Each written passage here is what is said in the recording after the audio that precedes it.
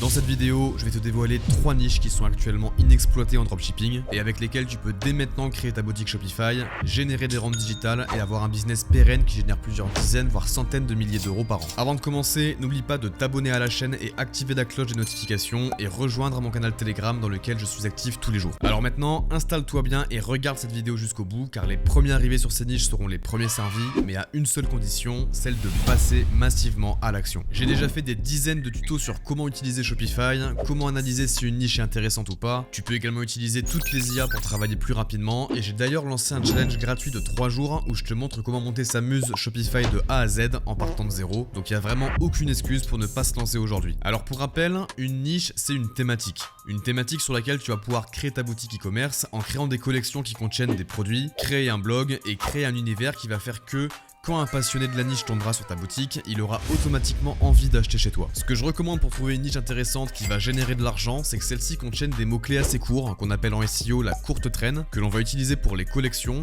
idéalement entre 1000 et 50 000 recherches par mois, ainsi que des mots-clés plus longs et spécifiques, qu'on appelle en SEO la longue traîne, qui eux doivent se situer entre 50 à 800 recherches par mois. Ça, c'est uniquement pour savoir si la niche va générer de l'argent, mais bien entendu, il existe beaucoup d'autres critères à prendre en compte avant de se lancer, comme la concurrence, le type de produits que tu vas vendre sur la boutique, etc. etc. Heureusement pour toi, je t'ai sélectionné 3 niches sur lesquelles j'ai fait le travail en entier et on commence tout de suite avec la première niche.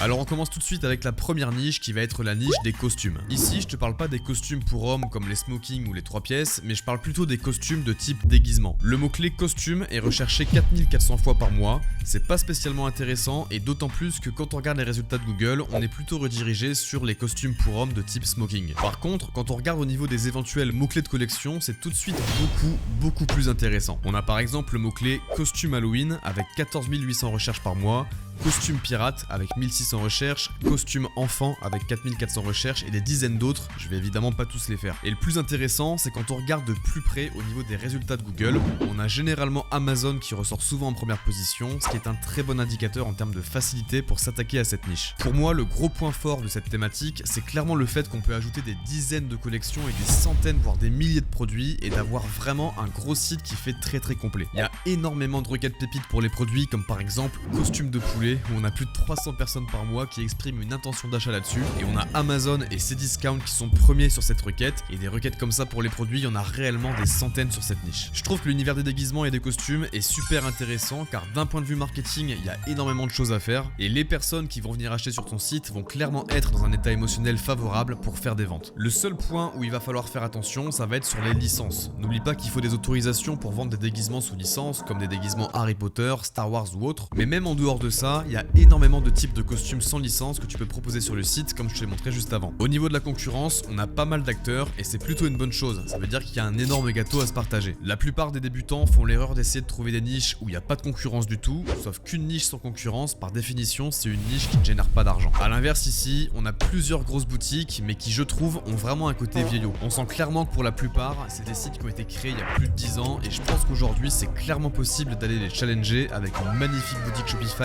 bien moderne, un marketing un peu plus poussé, des couleurs impactantes et un univers bien à toi. En termes de chiffres, je pense que c'est une thématique qui peut permettre de générer facilement entre 30 000 à 50 000 euros de chiffre d'affaires par mois, à condition évidemment de mettre en place toutes les sources de trafic intéressantes qui fonctionnent aujourd'hui, à savoir le SEO, Google Ads, l'affiliation, le blog, l'email marketing et retargeting, et pas simplement se contenter de lancer une pauvre campagne Google Ads et attendre que l'argent magique tombe tout seul dans ta poche. Ceci étant dit, on enchaîne tout de suite sur la deuxième niche de ce top 3.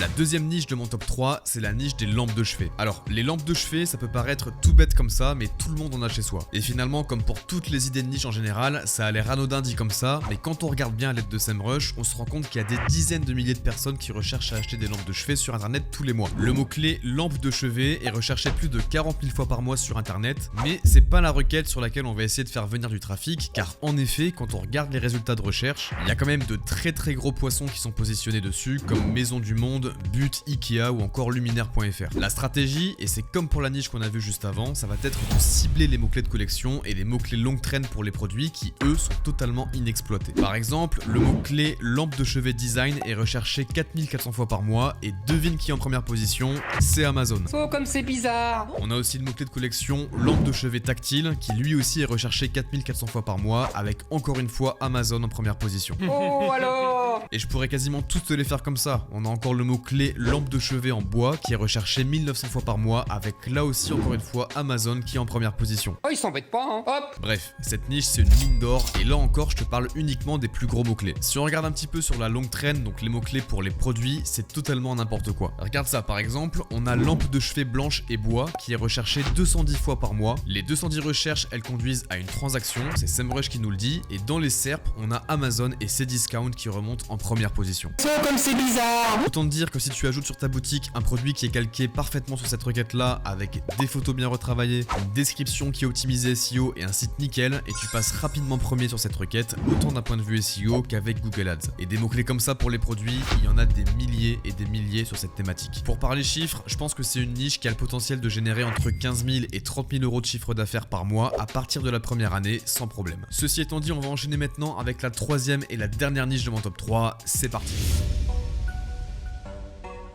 La dernière thématique de mon top 3 que je voulais te partager, c'est la niche des rideaux. Alors cette niche, elle ressemble beaucoup à celle des lampes de chevet qu'on a vu juste avant, dans le sens où on va avoir le mot-clé principal qui est très concurrentiel et très recherché, et sur lequel pour moi, ça ne sert à rien de s'acharner car la difficulté est beaucoup trop grande pour nous. Par contre, on va avoir une ribambelle de mots-clés beaucoup plus intéressants au niveau des collections et au niveau des produits. Sur une boutique thématisée sur les rideaux, tu vas pouvoir ajouter des collections comme rideau occultant, rideau de douche, double rideau, rideau véranda, rideau anti-mouche et j'en passe et des meilleurs. Pour moi, c'est une super niche d'un point de vue SEO et Google Ads, mais aussi de par la nature des produits qui vont être vendus sur la boutique. Des rideaux, certes, on en trouve partout dans le commerce traditionnel, mais la plupart des gens ne vont pas forcément trouver directement en magasin ce qu'ils ont en tête. Imaginons, par tout hasard, qu'une personne veuille acheter un rideau jaune moutarde avec des motifs. Elle va certainement pas trouver quelque chose d'aussi précis en magasin. Par contre, sur internet, c'est beaucoup plus simple. Il lui suffit de taper rideau jaune moutarde motif sur Google et de cliquer sur le premier site qui sort. Et comme par hasard, au moment où je fais cette vidéo, c'est Amazon qui ressort en premier et ensuite c'est Cdiscount.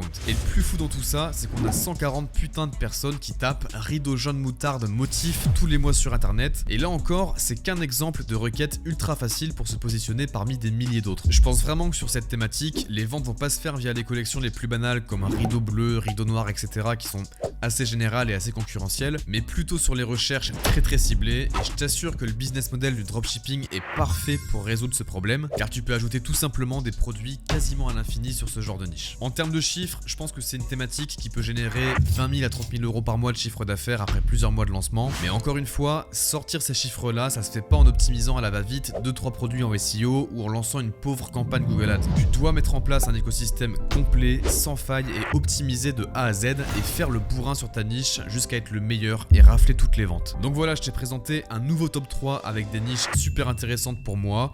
Encore une fois, et ça je l'avais déjà précisé dans une autre vidéo où je te partageais des niches, ne fonce pas forcément tête baissée sur celle-ci parce que j'en ai parlé en vidéo, mais aide-toi pour t'en inspirer et rebondir sur d'autres idées de niche ou alors simplement pour prendre un exemple de ce qu'est une bonne niche. Pour finir, n'oublie jamais que la niche parfaite n'existe pas, chaque thématique va avoir ses particularités, ses challenges et ses atouts, mais une fois que tu as réuni un maximum de bons critères, il n'y a qu'en passant à l'action que tu auras des résultats. C'est la fin de cette vidéo, j'espère qu'elle t'a plu et qu'elle t'aura donné des idées.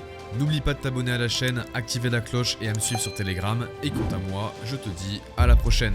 Ciao!